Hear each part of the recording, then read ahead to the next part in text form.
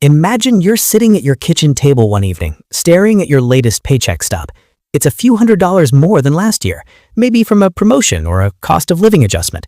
You feel a quiet sense of accomplishment, like things are finally moving forward. But then you glance at your bank app, and the balance hasn't budged.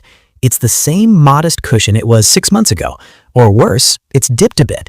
Why does that happen? It's not just you, it's a subtle trap that catches so many of us off guard.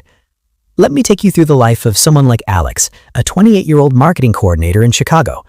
Alex isn't extravagant, far from it. He graduated college 5 years ago, landed a steady job, and now pulls in about $65,000 a year before taxes.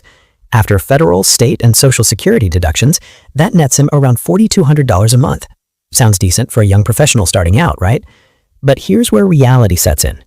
Alex's one-bedroom apartment in a decent neighborhood costs $1,800 a month, including utilities. It's not luxury, but it's close to work and has a gym. Small perks that make the daily grind bearable.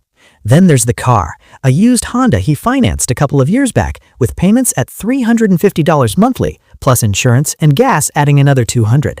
Student loans from his state university degree eat up $400 each month. He consolidated them to make it manageable, but they're still there, a constant reminder of those 4 years.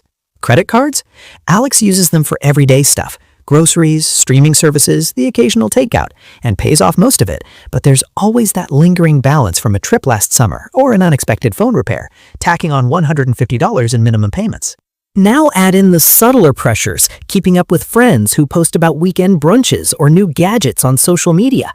Alex doesn't splurge often, but a $100 dinner out here, a $50 subscription box there, it adds up. Groceries have jumped 20% in the last 2 years, and that gym membership he justified as self-care is another $60. By the end of the month, after food, phone bills, and miscellaneous like coffee runs, Alex is left with maybe $300 to sock away. Some months, it's less. He tells himself it's temporary, that the next raise will fix it, but that bigger paycheck arrives, and somehow the bank balance stays flat. This isn't about bad luck or poor choices. It's a systemic flaw baked into how our economies and minds work. The hidden mistake here is something economists call lifestyle inflation, but let's call it what it feels like, the silent upgrade. When your income ticks up, say from a 5% raise or switching jobs, it's easy to let expenses creep up right alongside it. That raise doesn't just cover necessities, it funds small, incremental shifts that feel earned but erode the gain. In Europe, it's similar. Take someone like Maria in Berlin, earning 45,000 euros annually. After taxes and social contributions, she's at about 2,800 euros monthly. Rent in a shared flat might be 900 euros, public transport 80 euros, but student debt from her master's program adds 200, and the rising cost of energy bills or dining out with colleagues mirrors Alex's squeeze. To see the real cost, let's break it down with some straightforward math. Suppose Alex gets a $5,000 raise, bumping his pre-tax salary to $70,000. After taxes, that's roughly an extra $300 a month in his pocket. Feels substantial. But if he upgrades his apartment to something slightly nicer, maybe $200 more in rent for better views or space, that eats 2/3 of the increase. Then, with a bit more disposable income, he trades in his car for a newer model, adding $100 to payments. Groceries? He starts buying organic or pre-made meals, tacking on $50. Before long, that $300 evaporates, and he's back to scraping by. Over a year, if he saved that extra instead, it could compound to $3,600 plus interest, enough for an emergency fund buffer. But spread across those upgrades, it's invisible. Why do we fall into this? It's not weakness, it's psychology at play. Our brains are wired for something called hedonic adaptation. We quickly get used to improvements and seek the next level to maintain that baseline happiness. A nicer coffee or a better streaming plan doesn't feel like luxury after a while. It becomes the new normal. Layer on social comparison. Seeing peers on Instagram with vacations or tech toys triggers a subtle urge to match them, even if it's subconscious. Studies from behavioral economists like Daniel Kahneman show we're not great at predicting how little these upgrades actually boost long-term satisfaction. We overestimate the joy and underestimate the financial drag. In a world where ads and algorithms push constant consumption, it's like swimming against a current designed to pull you under. If this pattern goes unchecked, the long-term picture isn't dramatic, but it's quietly corrosive.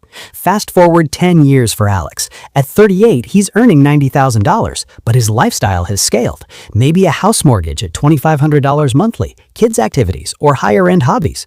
Without building savings early, he's vulnerable to layoffs, medical bills, or market dips. Retirement?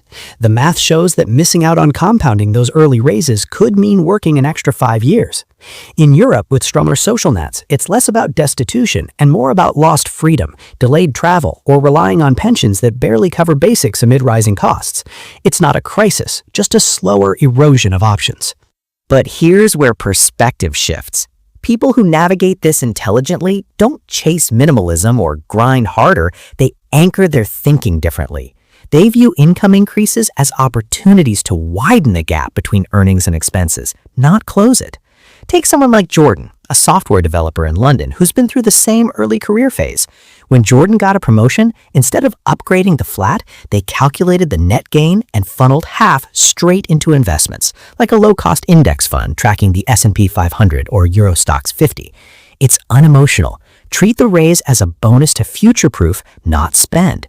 They still enjoy life, coffee out, trips with friends, but cap it at a fixed percentage of income, say 60%, letting the rest build quietly.